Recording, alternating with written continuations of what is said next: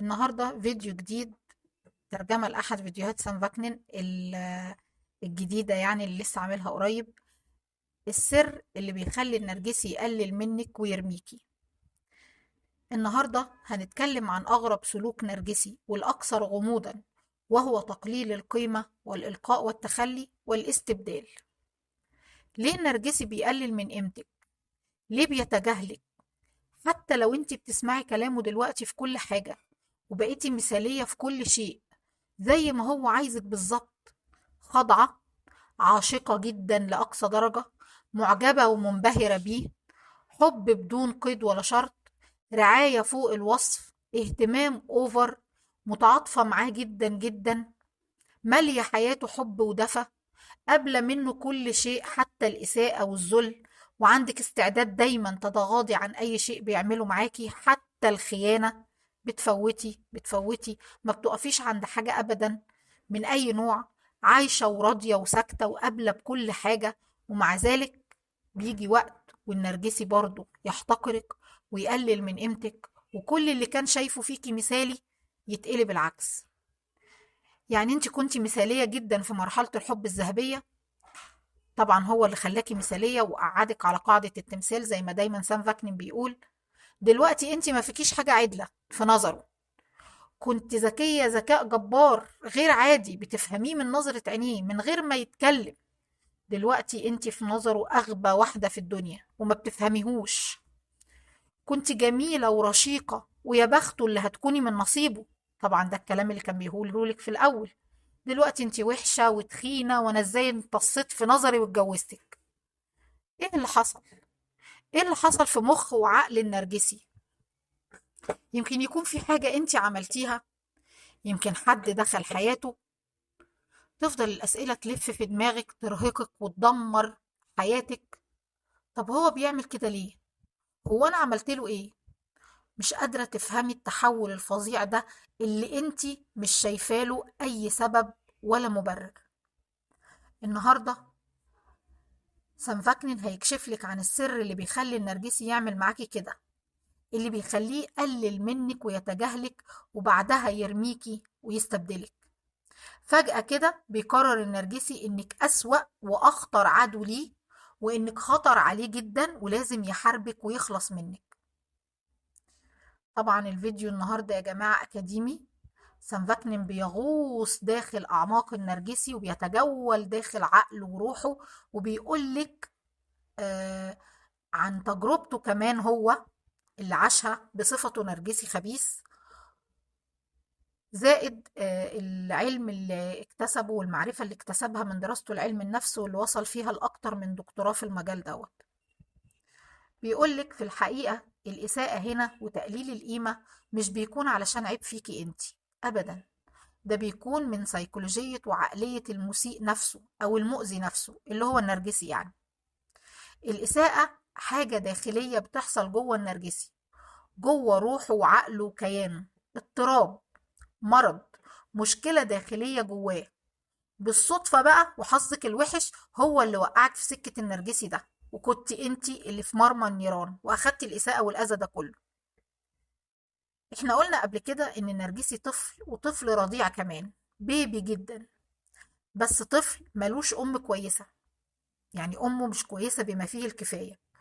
أمه أنانية، أم مش موجودة في حياته، أم مكتئبة، أم متسلطة. طبعا يا جماعة هنا أم أو أب، المهم إنه بيرنت يعني أحد الوالدين، بس بيكون له تأثير قوي جدا جدا على الطفل. في حالة سام فاكنين كانت أمه.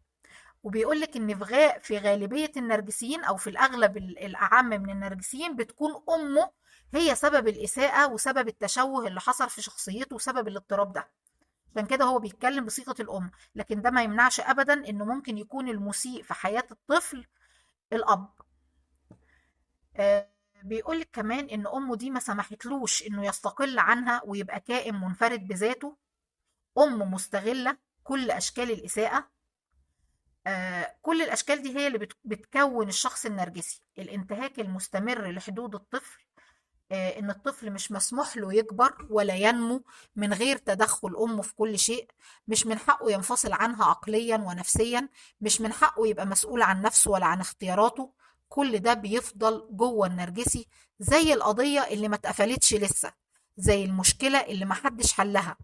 بتفضل المشكلة قائمة جوه النرجسي والقضية لسه مفتوحة. بيحس النرجسي إن مشكلته مع أمه لسه ما اتحلتش. فهنا النرجسي بيحاول طول الوقت إنه يسترجع المشكلة دي جواه. طب ليه؟ ليه النرجسي بيقلب في اللي فات قوي كده وبيغوص قوي في الماضي الأليم بتاعه ده وبيعيد نفس التجربة الموجعة دي ليه؟ ليه بيفتكر المشاعر السلبية دي؟ ببساطة كده لأن النرجسي المرة دي عايز يحصل على نتائج مختلفة. هو شايف إنه لو عاد كل السيناريو ده تاني ورجع تاني معاكي طفل من أول وجديد، وإن انتي اللي تبقي أمه اللي مرتبط بيها ومتعلق بيها، هيعرف المرة دي إنه ينفصل عنك ويبقى مستقل عنك ويبقى فرد ليه الحق إنه يكون إنسان مستقل. لا، والمرة دي بقى هو مش طفل، هو فسيولوجيا خلاص كبر بقى راجل بالغ عاقل. لكن زمان مع أمه كان فعلا طفل رضيع. دلوقتي هو راجل كبير اهو، قوته الجسدية اكبر منك بكتير، وده هيساعده انه يفرض سيطرته عليكي ويعرف يعمل معاكي اللي معرفش يعمله زمان مع امه. فدي فرصته. فرصته التانية اللي لازم يستغلها كويس قوي. زمان كان صغير ما يقدرش يتوقع تصرفات امه ولا ازاي الناس الكبار دول بيفكروا. دلوقتي هو كبير وعارف وفاهم وعايز ياخد فرصة تانية علشان يحقق اللي معرفش يحققه زمان مع امه، مع امه الحقيقيه يعني. طب يعمل ده ازاي؟ انه يخلق منك جوه عقله ام، يديلك كل صفات الام، وانه هيقدر يعالج نشأته الغلط دي وهيصحح كل اللي فات في حياته من خلالك انتي، لانه مش عارف يعمل ده مع امه الطبيعيه او امه الحقيقيه.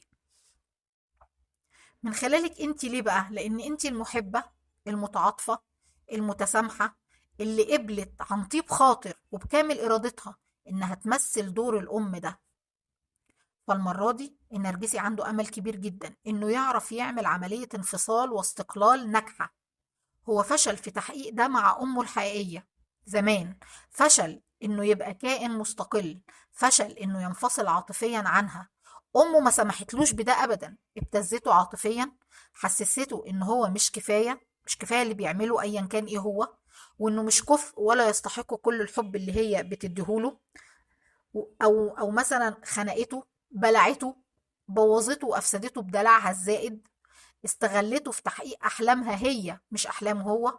ممكن تكون كمان اساءت ليه اساءة جسدية، كانت بتضربه مثلا او بتعذبه باي صورة من الصور. فاكرين جارتي اللي حكيت لكم عليها اللي كانت بتلسع اولادها بالنار وبتعذبهم؟ دي ممكن تكون عملت كده. اقتحمت حدوده وافسدتها، اقتحمت عقله وما كانتش بتسمح له ياخد قرار من نفسه. النرجسي عنده امل بقى المره دي، يعني بيقول انا هعيد السيناريو من اول وجديد، بس مش معاكي انت خلاص انا مش عارف اخد منك حق ولا باطل اللي هي امه يعني. امال مع مين؟ مع واحده ادخلها تمثل دور الام واستوعب جوايا تماما ان هي امي لدرجه ان اصدق ده تماما، وبعدين اعمل معاها اللي ما قدرتش اعمله معاك انت بقى اللي هي امه يعني. عنده امل المره دي انه يقدر يصلح كل ده معاكي انتي. هيقدر المره دي انه ينفصل انفصال ناجح. هيكون قادر اخيرا انه يقول وداعا للام المتسلطه المتحكمه في حياتي وقراراتي ومصيري، المسيطره على عقلي وعواطفي ومشاعري. عشان كده كتير منكم يا جماعه بيقول لي ان النرجسي قدام امه واهله ما بيقدرش يفتح بقه. كريم جدا معاهم، بيجيب لهم كل اللي هم عايزينه، بياخد رأيهم في كل شيء، لأنه ما قدرش يعمل الانفصال العاطفي والعقلي اللي سام فاكنين بيتكلم عليه دلوقتي. هو مش قادر يعمل الانفصال العاطفي عن أمه، مش قادر يخرج من جواها، يعني هي بلعاه، مستنزفاه عاطفيا ومستنزفاه عقليا وكل حاجة، فمش قادر يخرج منها. فبيطلع بقى كل اللي هو فيه ده على مين؟ على حضرتك. طيب عشان يعمل كل ده وينفصل بقى عنك علشان يبقى هو حقق اللي معرفش يعمله مع أمه، بيعمل إيه؟ بيحقرك، بيقلل من قيمتك وبيتجاهلك. سانفاكلين بيقول أنا عايزكم تركزوا كويس قوي قوي في الحتة دي، لأن دي القضية الأساسية في العلاقة مع النرجسي. إن النرجسي عايزك تكوني أمه، عايزك تحبيه بدون قيد ولا شرط، عايزك تكوني أمه علشان يعرف ينفصل عنك. النرجسي بيجبرك تتصرفي معاه تصرفات الأم علشان يعرف يحقق معاكي اللي معرفش يحققه مع أمه. وأخيرا يقدر يبقى بالغ منفصل وعنده حدود ومستقل، ويقدر يفكر وياخد قرار لوحده. فالطريقة الوحيدة اللي يقدر يوريكي قوته دي، وإنه يقدر ينفصل ويبقى ليه رأي ويعرف يتحكم ويسيطر ويحس إنه راجل، إنه يقلل منك أنت ويتجاهلك أنت، وبعد كده يرميكي. زمان النرجسي اتعرض للتجاهل والإهمال والإلقاء والتخلي من أمه. هي تجاهلت مشاعره، أهملت احتياجاته إنه يكون فرد مستقل، عملت له إلقاء وتخلي لكل شيء في حياته، خلته مسخ، خلته روبوت بيتحرك وبيتصرف زي ما هي عايزة.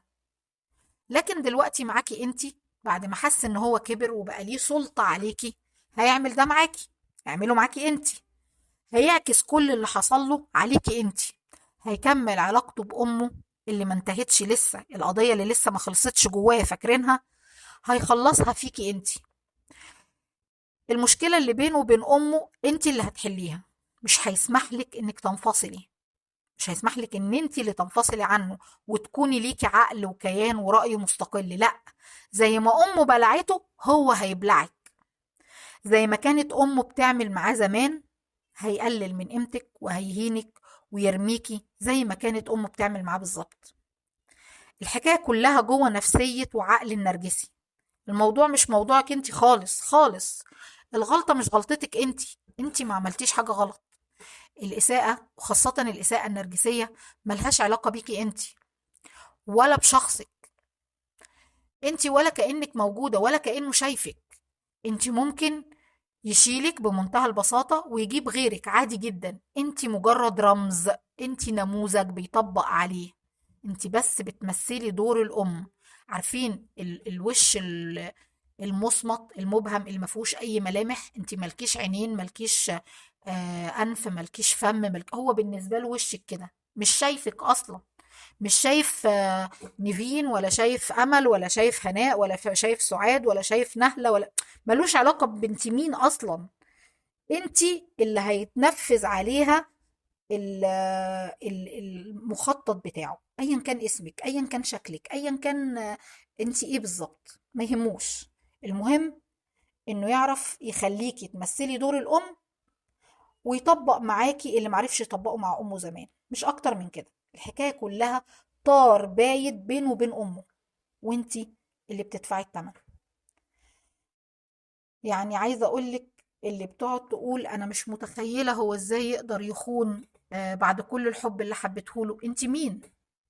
انتي مين اللي حبتيه؟ هو ما يعرفكيش، هو ما فهمكيش، هو ما حسش بيكي اصلا ولا حاسس بوجودك، ولا انتي بالنسبة له اي شيء. انتي ممكن بمنتهى البساطة يشيلك ويحط غيرك في ثواني عادي جدا، لانك ملكيش وجود. فاهمة ازاي؟ ف اما بتفهمي عقلية النرجسي، على فكرة كده الفيديو تمام الحمد لله. ده الترجمة الحرفية بتاعت فيديو سام فاكنين. يا رب تكون عجبتكم واستفدتوا منها، انا شخصيا استفدت منها جدا جدا. واللي حابة اقوله لك، انك لما بتعرفي وبتفهمي عقلية النرجسي وازاي بيفكر، بيسهل عليكي قوي قوي. آه، احساس الوجع بيهون، احساس الالم بيخف، انك تفضلي تقولي انا مش متخيله ازاي يخوني، مش متخيله ازاي هو بيقلل مني كده وبيحتقرني. ليه بيتعامل معايا على اني عدوته؟ ليه؟ مع اني بحبه، مع اني عملت عشانه كتير، مع اني هو مش شايفك اصلا، هو مش شايفك اساسا. انت مين بالنسبه له؟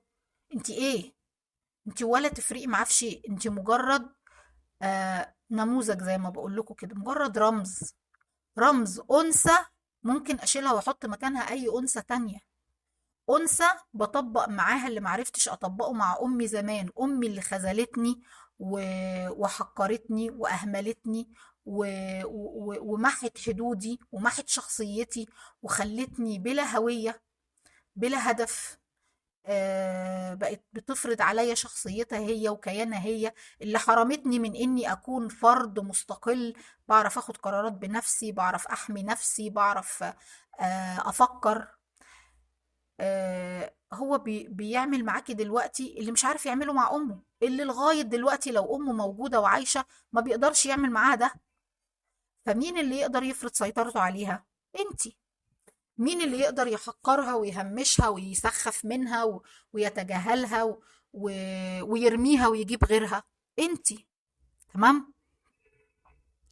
يا رب تكونوا فهمتوا النرجسي دماغه ازاي وبيفكر ازاي، وكل واحدة فيكم تشوف وتفهم وتدرك وتستوعب هي كانت عايشة مع مين.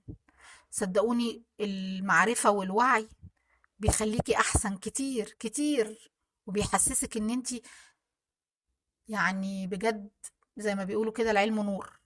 بجد العلم نور، بينور لك في عقلك وفي نفسيتك وفي روحك حاجات كتيرة قوي. خليكي تحسي ان العيب فعلا مش فيكي زي ما سام فاكنين بيقول. مش انتي اللي غلط، انتي ما عملتيش حاجة غلط. كل الحكاية ان انتي سمحتي له انه يحفظك دور الام ويخليكي تلعبيه بمنتهى الجدارة علشان يقدر يخلص منك طاره مع امه، مش اكتر من كده. اشوفكوا الحلقة الجاية.